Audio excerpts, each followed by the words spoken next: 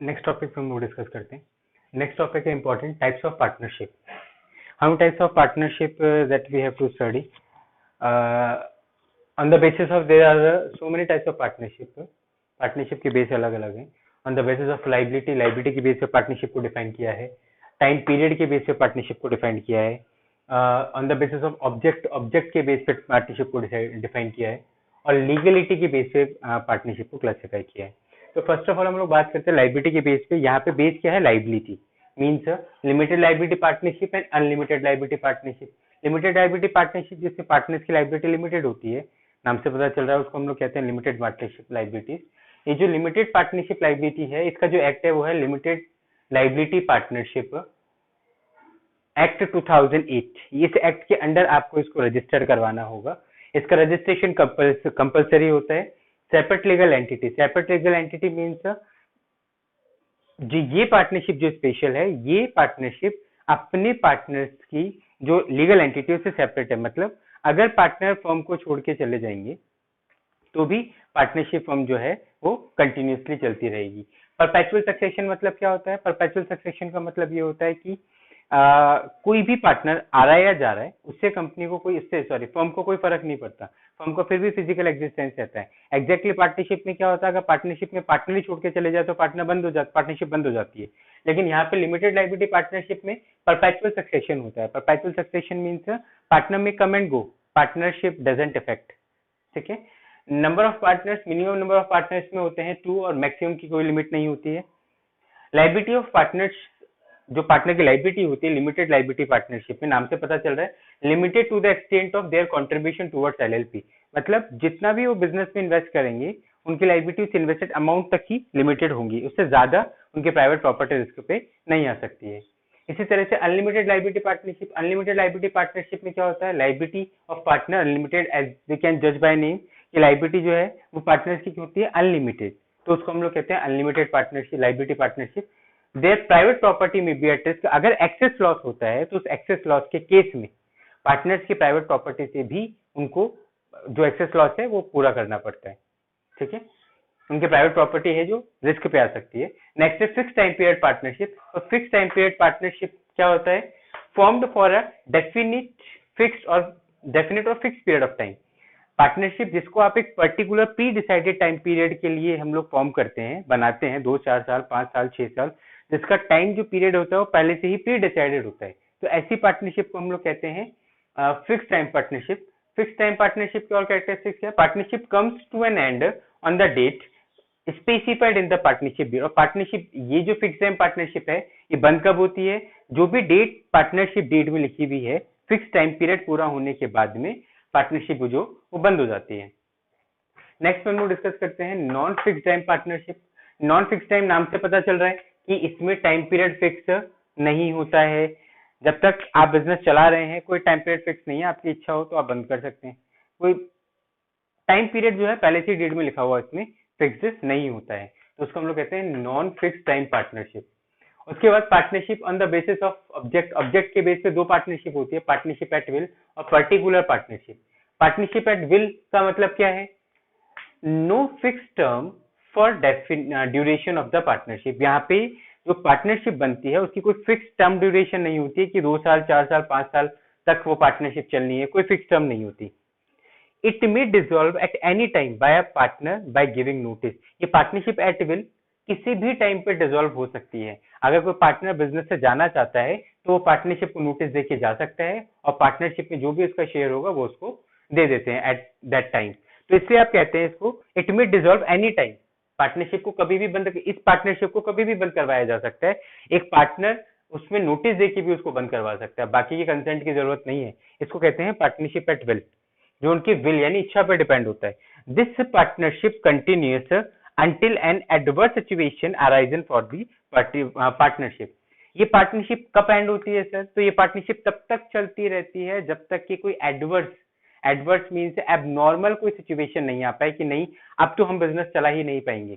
Natural disaster आ गया, या आपके पास में कैपिटल कंट्रीब्यूशन खत्म हो गया, या किसी भी तरह का कोई इस तरह का adverse situation, reverse situation, abnormal situation जहां पे आप अपने पार्टनरशिप को कंटिन्यू कर ही नहीं सकते हैं किसी केस में भी, तो उसको हम लोग कहते हैं पार्टनरशिप एट विल।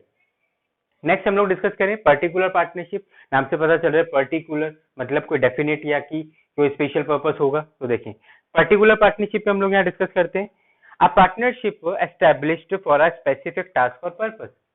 ऐसी पार्टनरशिप जो किसी स्पेसिफिक टास्क और पर्पस के लिए हम लोग बनाते हैं, जैसे ओवरब्रिज हमें बनाना है, overbridge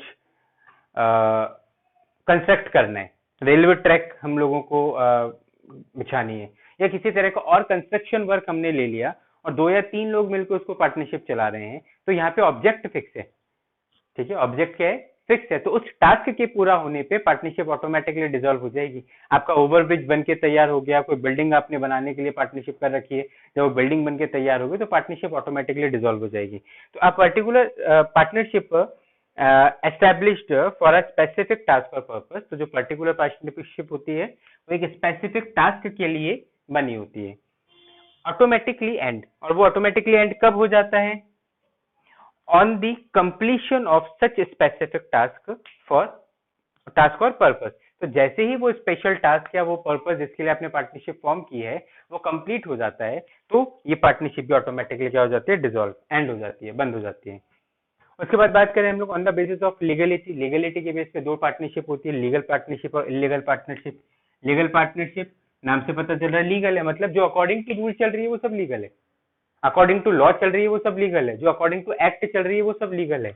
according to prevailing rules, तो जो भी नए रूल्स हैं या जो भी रूल्स आपको फॉलो करने हैं, अगर आप उसके अकॉर्डिंग पार्टनरशिप चला रहे हैं तो उसको हम लोग कहते हैं लीगल पार्टनरशिप। इलीगल पार्टनरशिप जो अकॉर्डिंग टू रूल नहीं है वो सब इलीगल पार्टनरशिप है। For example formed for the purpose of committing illegal act. ऐसा कोई पार्टनरशिप आप बना रहे हैं जिसका पर्पस ही इलीगल है, जिसका ऑब्जेक्ट ही इलीगल है, जो इलीगल एक्ट के लिए हम लोग कर रहे हैं, ठीक है, उसको हम लोग कहते हैं बिना लाइसेंस अगर आपको पार्टनरशिप कर रहे हैं तो वो इलीगल है, उसके लिए लाइसेंस आपको जरूरत होता है। तो अगर ऐसा कोई एक्ट कर रहे हैं तो उसको हम लोग इलीगल पार्टनरशिप कहेंगे। ये वॉइड है, from the very beginning it is void, ये बेकार है इसको बनाना। If partnership declared illegal by the court, हो सकता है कि आपने जब पार्टनरशिप स्टार्ट की तब वो लीगल थी, लेकिन जैसे ही आप जिसको 1-2 साल रन करने के बाद वो इलीगल हो सकती है, पॉसिबल है। पार्टनर्स में बैंकिंग ट्रेड, मैंने बताया था आपको लास्ट सेक्शन में, लास्ट टॉपिक में, कि बैंकिंग ट्रेड में तो 20 और नॉन बैंकिंग ट्रेड में 10 मेंबर से ज्यादा हम लोग नहीं रख सकते पार्टनरशिप में। लेकिन अगर ये मेंबर प्लस हो जाए 20 या 10 से तो वो इलीगल हो सकती है। लिमिटेड लाइफ जो नंबर है आपके पार्टनर्स के, मैक्सिमम लिमिट अगर आप क्रॉस कर देते हैं तो वो इलीगल हो सकती है। फ्रॉम द वेरी बिगिनिंग हो सकता है पार्टनरशिप इलीगल नहीं हो, लेकिन उसके बाद कोर्ट अगर उसको इलीगल डिक्लेयर कर दे तो भी ऐसी पार्टनरशिप को हम लोग कहते हैं illegal partnership. When maximum number of partner, यही रहा यहाँ पे, when maximum number of partner exceed in banking trade 20 and non banking trade 10, अगर चला जाता है अकॉर्डिंग टू रूल, आप बियॉन्ड द लॉ चले गए, तो बियॉन्ड द लॉ अगर आप जा रहे हैं तो सारी पार्टनरशिप क्या है, सारा एक्ट ही इलीगल है। इसके अलावा बहुत सारे टर्म एंड कंडीशन है, जैसे अलाइन कंट्री का जो मेंबर होता है, ठीक है, एनिमी कंट्री का मेंबर है, वो पार्टनर नहीं होना चाहिए। किसी भी आप कोई ऐसा एक्ट नहीं करेंगे जो कि जो कंट्री है उसकी डिग्निटी या उसकी गुडविल को इफेक्ट करे। तो ऐसी कोई भी बहुत सारे इसकी पीछे बहुत सारे और भी रीजन है इलीगल पार्टनरशिप होने के, लेकिन कुछ इंपॉर्टेंट आपके लिए ये है। तो उस पार्टनरशिप को हम लोग क्या कहते हैं, इलीगल पार्टनरशिप कहते हैं। नेक्स्ट टॉपिक है rules applicable in the absence of partnership deed. Rules applicable in the absence of partnership deed means, previous topic में हमने पढ़ा था पार्टनरशिप डीड क्या होता है। पार्टनरशिप डीड एक एग्रीमेंट होता है, उस एग्रीमेंट में आप जितने भी रूल एंड रेगुलेशन जो आपके बिजनेस के या फर्म के स्मूथ रनिंग के लिए जरूरी हैं, वो टर्म एंड कंडीशन आप वहाँ पर डिसाइड कर लीजिए और पार्टनर्स के वहाँ पे सिग्नेचर करवा लीजिए, जिससे पार्टनर्स अब उन पे रूल एंड रेगुलेशंस को फॉलो करने के लिए बाउंड हो जाते हैं। लेकिन किसी तरह से आप किसी टॉपिक पर अगर पार्टनरशिप डीड को डिस्कस नहीं कर पा रहे हैं तो क्या होगा। For example profit sharing ratio कितना था ये हमने डिसाइड ही नहीं करा, इंटरेस्ट ऑन कैपिटल देना या नहीं देना ये हमने डिसाइड ही नहीं करा डीड में। और अगर इस टॉपिक या इस पॉइंट पे कोई कॉन्फ्लिक्ट अराइजेज हो जाते हैं, किसी तरह का डिस्टर्बेंस अराइज हो जाता है, तो लॉ ये कहता है कि rules applicable in the partnership deed, in the absence of partnership deed, अगर आपने पार्टनरशिप डीड में कुछ फॉलोइंग पॉइंट जो आपने डिस्क्राइब नहीं कर रखे हैं या उसको कंटेन नहीं कर रखा है, तो जो लॉ ने रूल बनाए हैं वो आपको फॉलो करने पड़ेंगे। तो the following provision of the Partnership Act 1932 will be applicable. और ये फॉलोइंग प्रोविजन आपको एप्लीकेबल करनी पड़ेंगे। Profit sharing ratio partnership deed में अगर आपने डिसाइड कर रखा है तो बहुत अच्छी बात है, 70-30, 3:2, 1:1, whatever you have decided in partnership deed, you will follow that thing which you have decided, right? But अगर आपने if you didn't decided about the profit sharing ratio तो आपको प्रॉफिट शेयरिंग रेशियो इक्वल करना पड़ेगा, equally distribute करना पड़ेगा। ये matter नहीं करेगा फिर कि किसका कंट्रीब्यूशन कैपिटल का ज्यादा है किसका कम है। तो अगर आपको लगता है कि कैपिटल कंट्रीब्यूशन ज्यादा होना चाहिए तो प्रॉफिट भी ज्यादा होना चाहिए, तो आप उसको डीड में डिसाइड कर लें और एक रिटर्न एग्रीमेंट में उसको नोट कर लें। लेकिन अगर आपने डीड में कोई डिसाइड नहीं किया हुआ है और फिर प्रॉफिट शेयरिंग रेशियो पे अगर किसी भी तरह का कॉन्फ्लिक्ट या डिस्टर्बेंस या डिस्प्यूट्स होता है तो लॉ ये कहता है कि आपको equally profit sharing ratio decide करना पड़ेगा। इंटरेस्ट ऑन कैपिटल आपने पार्टनरशिप डीड में डिसाइड किया हुआ है कि पार्टनर को इंटरेस्ट कैपिटल देना है तो बिल्कुल दे। लेकिन अगर पार्टनरशिप डीड में आपने डिसाइड नहीं किया कि पार्टनर इंटरेस्ट ऑन कैपिटल के लिए एंटाइटल है या नहीं, तो according to rules applicable in the absence of partnership deed, interest on capital partner को नहीं मिलेगा। किसी भी तरह का इंटरेस्ट पार्टनरशिप फर्म पार्टनर को देगी नहीं, not allowed. Partner interest on capital to partner. Interest on drawing, partner ने जो विड्रॉ किया है बिजनेस से उस पे पार्टनर को अगर इंटरेस्ट देना पड़े, ड्राइंग पे पार्टनर को इंटरेस्ट देना पड़े, किसको? फर्म को, तो फर्म के लिए इनकम है, तो कितना परसेंट से इंटरेस्ट फर्म चार्ज करेगी पार्टनर पे वो हम लोग पार्टनरशिप डेट में डिसाइड कर सकते हैं। लेकिन अगर उस पर कोई कॉन्फ्लिक्ट या डिस्टर्बेंस है और आपने पार्टनरशिप डेट में इससे रिलेटेड कोई डिस्कशन नहीं किया हुआ है तो लॉ कहता है interest on drawings not charge. जिस तरह से फर्म कैपिटल पर इंटरेस्ट नहीं देगी इसी तरह से फर्म भी ड्राइंग पर इंटरेस्ट नहीं लेगी। सैलरी आपने पार्टनरशिप डेट में डिसाइड किया हुआ है, पार्टनर को सैलरी देनी है तो बिल्कुल दें, अकॉर्डिंग टू डेट आप दे सकते हैं। लेकिन अगर डिसाइडेड नहीं है और पार्टनर अगर सैलरी क्लेम कर रहा है या partner interest on drawing claim कर रहे हैं, firm interest on drawing claim कर रही है या partner interest on capital claim कर रहा है या पार्टनर सैलरी क्लेम कर रहा है तो उसको किसी भी तरह की सैलरी नहीं मिलेगी। हाँ, अगर आपने डीड में डिसाइड कर रखा है तो दे, अगर डीड में डिसाइडेड नहीं है तो salary not allowed. Interest on partner loan, partner अगर फर्म को किसी भी तरह का अमाउंट लोन के नाम पे प्रोवाइड करवाता है, पार्टनर फर्म को पैसा उधार दे रहा है लोन के नाम पे, तो 6% per annum interest to be allowed to partner, partner को इंटरेस्ट मिलेगा 6% पर एनम, ना कम ना ज्यादा। डीड में डिसाइड कर रखा है आपने ऑलरेडी 10% देना है, 12% देना है, तो ये रूल एप्लीकेबल नहीं होंगे। जो डीड में दिखा हुआ है आपने डिसाइड किया हुआ वही फिक्स है, वही पार्टनर को मिलेगा। लेकिन अगर डीड में डिसाइड नहीं है और पार्टनर अगर अननेसेसरी इंटरेस्ट डिमांड कर रहा है तो अकॉर्डिंग टू डीड आप उसको 6% पर एनम से ज्यादा इंटरेस्ट अलाउ नहीं कर सकते एज अ फर्म।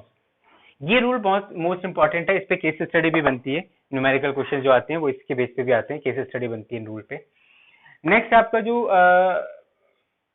रूल है वो क्या है? Partners can participate in the conduct of business. अगर आपने डिसाइड कर रखा है डीड में तो ठीक है, नहीं तो आप पार्टनर्स को बिजनेस के पार्टिसिपेशन में एक्टिवली, बिजनेस के डिसीजन में या बिजनेस के कंडक्ट में आप एक्टिवली पार्टिसिपेट करने के लिए उन्हें नहीं रोक सकते हैं। यानी partners can participate in the conduct of business, partner जो है वो बिजनेस के कंडक्ट यानी बिजनेस को चलाने में, उनका डिसीजन मेकिंग पावर में अपना पार्टिसिपेशन दे सकता है, कोई भी उसको बाउंड नहीं कर सकता। Partner can inspect the book of the firm, जितनी भी फर्म के बुक जो बनवा रहे हैं, फर्म में जो बनती है, पार्टनर उसको इंस्पेक्शन कर सकता है, देख सकता है, चेक कर सकता है, and can take a copy of the same, और उसकी कॉपी भी फर्म से ले सकता है। तो ये रूल आपको फॉलो करने पड़ेंगे in the absence of partnership deed.